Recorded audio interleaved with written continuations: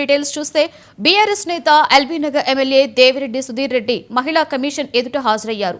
Hastinapuram corporator బానూత్ ST మహిళా corporator అయినటువంటి సుజాతపై MLA ఇటీవల అనుచిత వ్యాఖ్యలు చేశారని కాంగ్రెస్ నేతలు మహిళా కమిషన్లో కంప్లైంట్ చేశారు. దీంతో వివరణ ఇవ్వాలని ఎమ్మెల్యే సుధీర్ రెడ్డికి మహిళా కమిషన్ నోటీసులు జారీ చేసింది.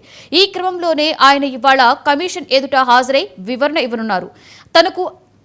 తనను అడిగినటువంటి ప్రశ్నలకు లిఖితపూర్వకంగా సమాధానం ఇచ్చినట్లుగా సుధీర్ రెడ్డి చెప్పారు.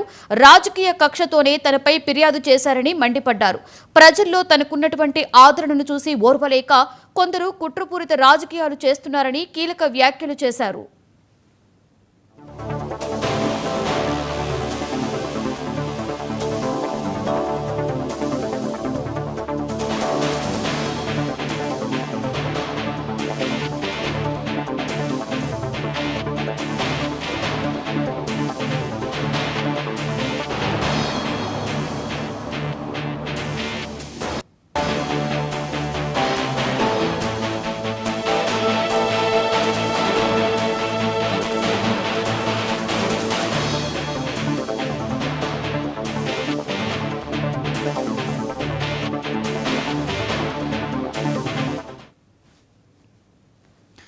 ఇదే అంశానికి సంబంధించి మరింత సమాచారాన్ని మా స్పెషల్ కరెస్పాండెంట్ తేజ అందిస్తారు.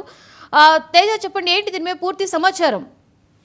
లక్ష్మి, మొత్తంగా అయితే మాత్రం అంటే హస్తినాపురం డివిజన్ 16 కార్పొరేటర్ బానోత్ సుజాత నాయక్ పైన అయితే మాత్రం LB Nagar BRS party MLA Devireddy Sudheer Reddy అయితే మాత్రం చాలా అనుచిత వ్యాఖ్యలు చేసినటువంటి పరిస్థితి. ఇదే నేపథ్యంలో తాను చాలా ఘాటైనటువంటి వ్యాఖ్యలు చేశారు, ఘాటైనటువంటి విమర్శలు చేశారు. ఇదే నేపథ్యంలో తనకు అన్యాయం జరిగింది, తన పైన ఈ విధంగా అనుచిత వ్యాఖ్యలు దేవిరెడ్డి సుధీర్ రెడ్డి చేశారంటూ కూడా బానోత్ సుజాత నాయక్ అయితే మాత్రం మహిళా కమిషన్ ఆశ్రయించారు. మహిళా కమిషన్ లో దేవిరెడ్డి సుధీర్ రెడ్డి పైన ఫిర్యాదు చేసినటువంటి పరిస్థితి ఉంది. ఇదే నేపథ్యంలో అయితే మాత్రం మొత్తంగా ఎమ్మెల్యే సుధీర్ రెడ్డిని అయితే మాత్రం మహిళా కమిషన్ ముందు హాజరవ్వాల్సిందిగా, వివరణ ఇవ్వాల్సిందిగా కూడా ఇచ్చినటువంటి అంటే మహిళా కమిషన్ ఆదేశించి నోటీసులు జారీ చేసినటువంటి నేపథ్యంలో ఈ రోజు అయితే సరిగ్గా మధ్యాహ్నం 12:30 LB Nagar BRS party MLA Devireddy Sudheer Reddy అయితే మహిళా కమిషన్ ముందు హాజరయ్యారు.